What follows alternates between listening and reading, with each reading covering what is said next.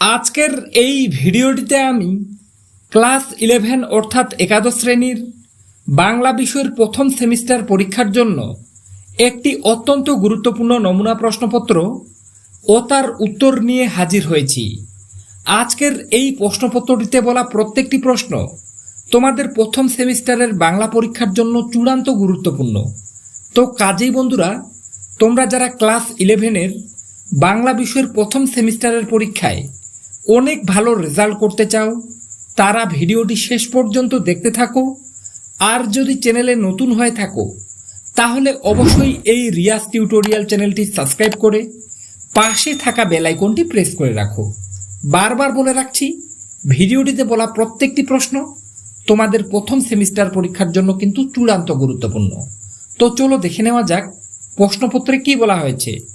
তো দেখে নাও, সঠিক উত্তরটি নির্বাচন করো। অর্থাৎ তোমাদের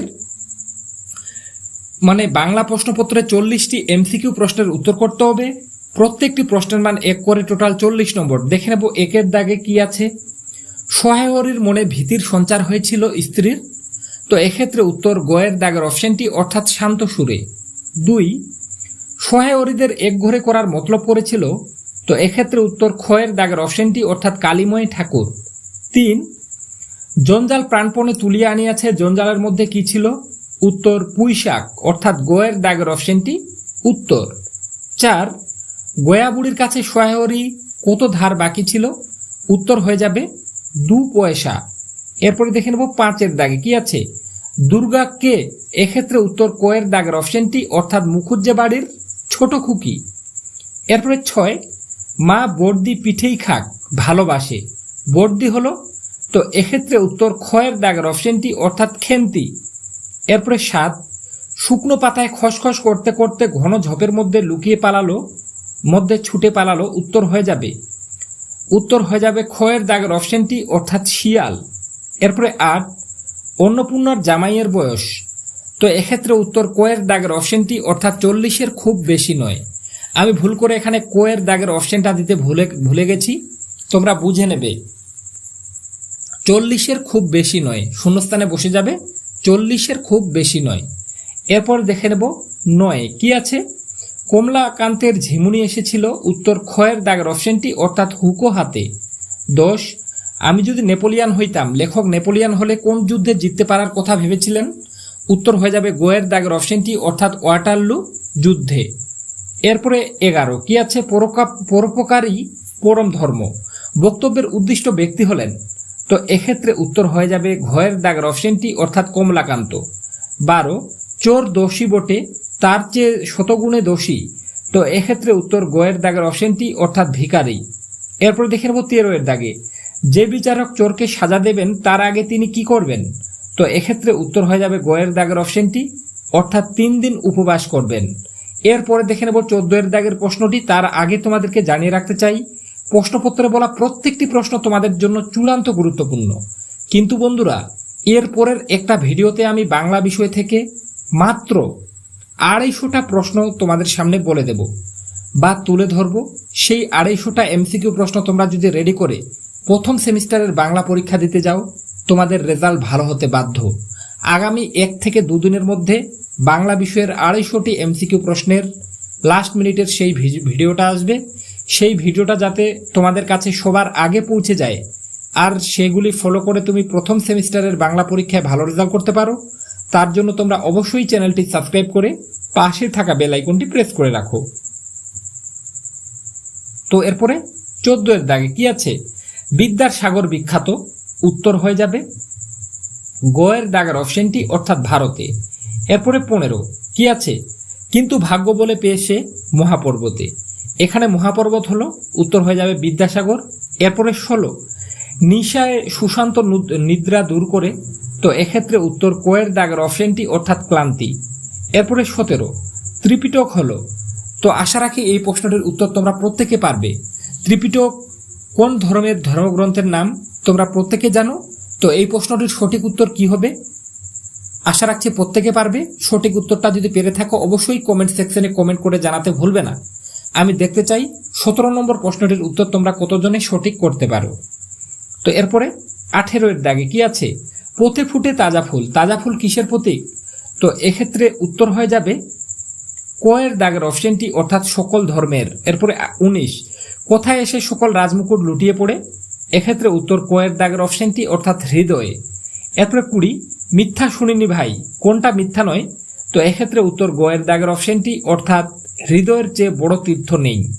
এরপর দেখে নেব 21 দাগে কি আছে, দেখে নাও। সে দুঃস্বপ্ন দেখে আতকে উঠে, দুঃস্বপ্নটি হলো? তো এক্ষেত্রে উত্তর হয়ে যাবে কয়ের দাগের অপশনটি অর্থাৎ বিশাল ডানাওয়ালা এক থুত্তুরে বুড়োকে দেখা। এরপর দেখে নেব 22 দাগে কি আছে, সারা জগতের পুরোপিতা নাম দেওয়া উচিত, কে এই মন্তব্য করেছে? তো এক্ষেত্রে উত্তর কয়ের দাগের অপশনটি অর্থাৎ সবচেয়ে সহজ সরল লোকগুলি। এরপরে 23, ডানাওয়ালা বুড়ো লোকটা খায়, উত্তর কয়ের দাগের অপশনটি অর্থাৎ বেগুন ভর্তা। 24, গান যখন যুদ্ধের অস্ত্র হয়ে ওঠে তখন ওরা কাকে ভয় পায়? উত্তর হয়ে যাবে ঘয়ের দাগের অপশনটি অর্থাৎ কবিকে। এরপরে 25, ফাঁসির মঞ্চ কি রাখবার জন্য মাটিতে মিলিয়ে যাচ্ছে? উত্তর হয়ে যাবে গয়ের দাগের অপশনটি অর্থাৎ ভারসাম্য। এরপরে 26, পৃথিবীর বিভিন্ন ভাষাবংশগুলির মধ্যে বৃহত্তম হল? উত্তর হয়ে যাবে ক্ষয়ের দাগের অপশনটি অর্থাৎ ইন্দো ইউরোপীয়। এরপরে 27, পাণিনি রচিত ব্যাকরণ বইটির নাম হলো? উত্তর হয়ে যাবে পাণিনি রচিত ব্যাকরণ বইটির নাম কয়ের দাগের অপশনটি উত্তর অষ্টাধ্যায়ী। এরপরে 28, বাংলা ভাষার উদ্ভব? উত্তর হয়ে যাবে ক্ষয়ের দাগের অপশনটি মাগধী অপভ্রংশ থেকে, অর্থাৎ ক্ষয়ের দাগের অপশনটি উত্তর। এরপর দেখে নেব 29, কি আছে, প্রাচীন ভারতীয় আর্য ভাষার নমুনা হলো? তো এক্ষেত্রে উত্তর হয়ে যাবে কয়ের দাগের অপশনটি অর্থাৎ ঋগ্বেদ। এরপরে 30, ভারতের প্রাচীনতম ভাষাগোষ্ঠী?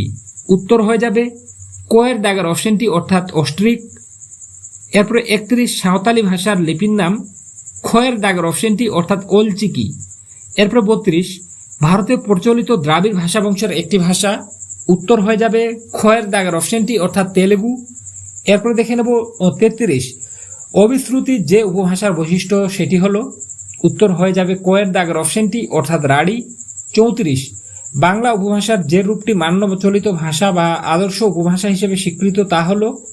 উত্তর হয়ে যাবে কয়ের দাগের অপশনটি অর্থাৎ রাঢ়ী। এরপরে 35, সাধু ভাষা কথাটি প্রথম ব্যবহার করেছিলেন? তো এক্ষেত্রে উত্তর হয়ে যাবে সাধু ভাষা কথাটি প্রথম ব্যবহার করেছিলেন উত্তর ক্ষয়ের দাগের অপশনটি অর্থাৎ রাজা রামমোহন রায়। এরপরে দেখে নেব 36 দাগে কি আছে, বাংলা সাহিত্যের প্রাচীনতম নিদর্শন হলো? তো এক্ষেত্রে উত্তর কয়ের দাগের অপশনটি অর্থাৎ চর্যাপদ। এরপরে 37, সন্ধ্যা ভাষা বলতে কি বোঝো? উত্তর হয়ে যাবে ক্ষয়ের দাগের অপশনটি অর্থাৎ আধেক স্পষ্ট, আধেক অস্পষ্ট। এরপর দেখে নেব 38 দাগে, শ্রীকৃষ্ণ কীর্তন কাব্যের কটি খণ্ড? উত্তর ক্ষয়ের দাগের অপশনটি অর্থাৎ 13টি খণ্ড।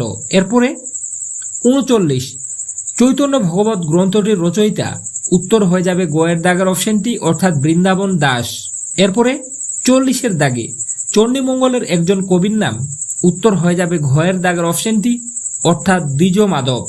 তো বন্ধুরা, আজকের এই প্রশ্নপত্রটিতে তোমরা যে 40টা এমসিকিউ প্রশ্ন দেখলে প্রত্যেকটা গুরুত্বপূর্ণ, কিন্তু কেউ ভেবো না 40টা পড়ে 40টাই কমন পাবে, এমন কিন্তু আমি বলছি না। আমি আশা রাখছি এখান থেকে তোমরা অনেক কমন পেয়ে যাবে।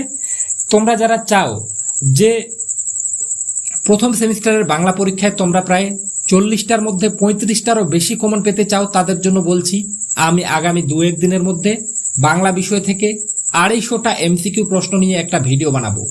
সেই ভিডিওটা আগামী 2-1 দিনের মধ্যে আসবে তোমাদের সামনে এই চ্যানেলে। সেই ভিডিওটা যাতে সবার আগে তোমার কাছে পৌঁছে যায় আর সেটি ফলো করে তুমি প্রথম সেমিস্টারের বাংলা পরীক্ষায় ভালো রেজাল্ট করতে পারো, তার জন্য তোমাদের কি করতে হবে, অবশ্যই চ্যানেলটি সাবস্ক্রাইব করে পাশে থাকা বেল আইকনটি প্রেস করে রাখতে হবে। তো আজকে পর্যন্তই, দেখা হবে এরকম নেক্সট কোনো ভিডিওতে।